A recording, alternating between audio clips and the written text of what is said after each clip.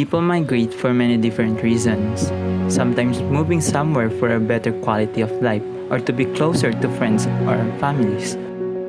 We will discuss about what is migration, The United States has more immigrants than any why other do nation. people The migrate, United Nations defines immigrants as any person from a country other than where they belong. how globalization affects migration, It's such great news that why is there so much backlash against immigrants? and how do people adapt to these changes. Those benefits aren't felt evenly across society. Many migrants face a language barrier.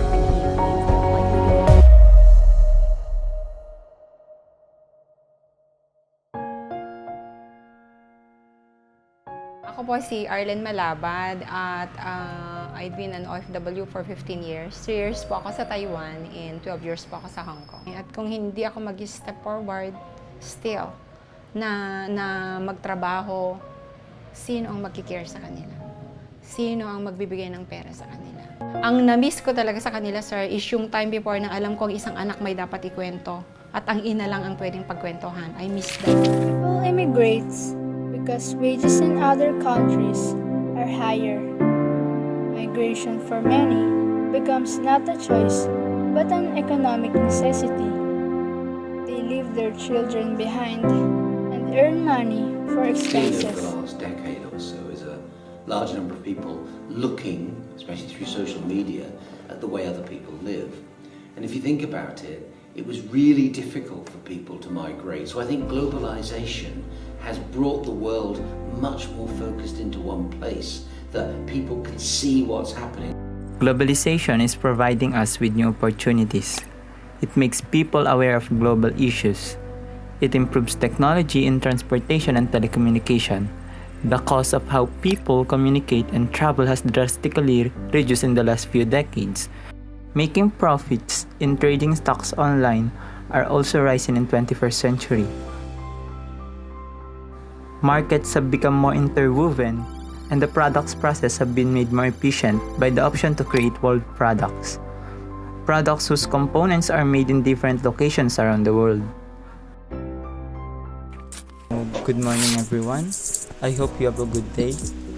So before our discussion starts, may I ask if anyone here experienced migration, like moving to other places? Go ahead, Miss Divine. I was migration when my mother tell us that we will move in the countryside next to the city. I asked her why. She said that living in the city is expensive and we must save money for our tuition next school year. Thank you. Yes, migration is inevitable when some situation happens. It is indeed the best solution after all for the sake of our family. Mr. Jesus and Miss Melissa, kindly brief them about the topic we will discuss for now. Okay, it is about globalization and migration. Although migration is usually seen as problematic, but it contributes to sustainable development for households in poor areas, remittances improve security, and with the support of appropriate policies can contribute to local economic growth. Globalization has an impact on internal migration as well as on international movement. A certain level of uncertainty exists around the extent which globalization and technological change will continue to have an impact on future migration trends. So, in short, globalization makes it increasingly easy for migrants to travel inexpensively, to learn about available routes, and to stay in touch with family and community members abroad.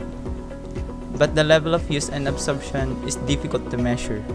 Continuing globalization is likely to support migration trends as well, as the expansion of media, languages, and business facilitates interaction across borders. And now, Mr. Rafael. Mr. Rafael, what do you think are the factors that immigrants consider to migrate in another country? I think the primary one is the push and pull factor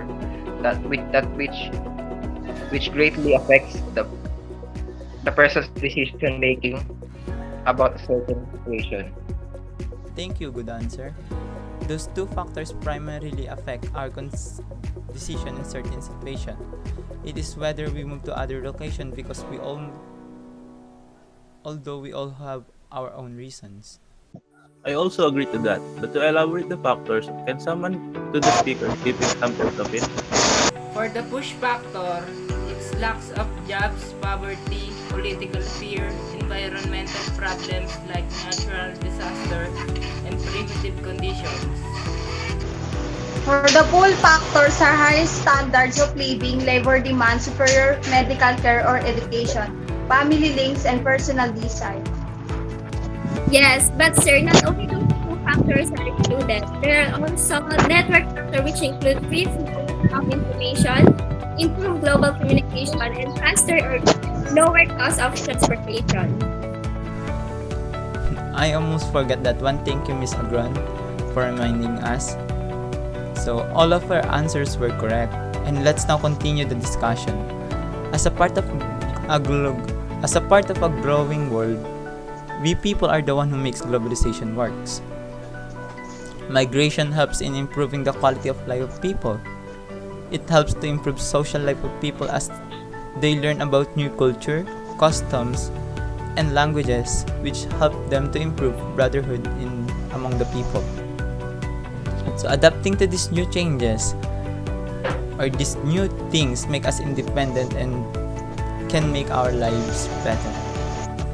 So considering how decision making affects our lives, is migration good or bad to globalization? It's either of the two. All things has their own beneficial impact to us, and some are not beneficial, but still we can learn from it. Like it provides a supply of local labor for host countries and new personal and national experiences. The new stage of life encourages immigrants to get the best of them in personal work environment.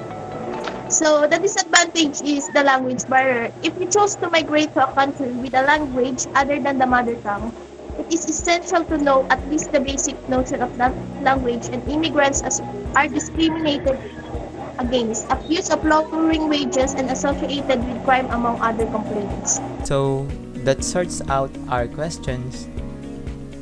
And now, globalization is the cause of migration. There are some advantages and also disadvantages to us, but we all know that humans always seek for challenges to have a stable living.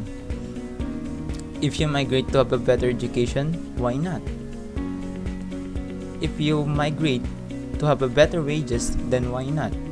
But we must consider the outcomes of our actions to be prepared for what challenges are ahead.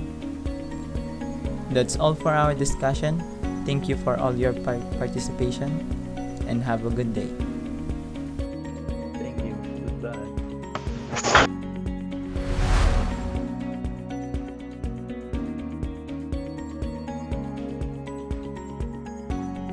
Population movement have always accompanied demographic growth, technological change, political conflict, and warfare.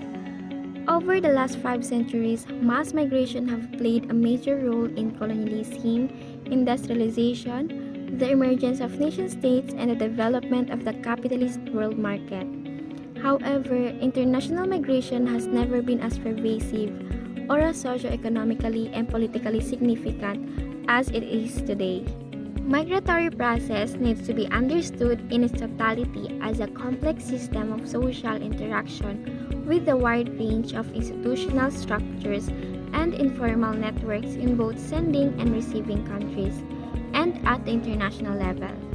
We can overcome migration if countries promote stability, education, employment opportunities, and reduce the drivers of forced migration, including by promoting resilience, thereby enabling individuals to make the choice between staying or migrating.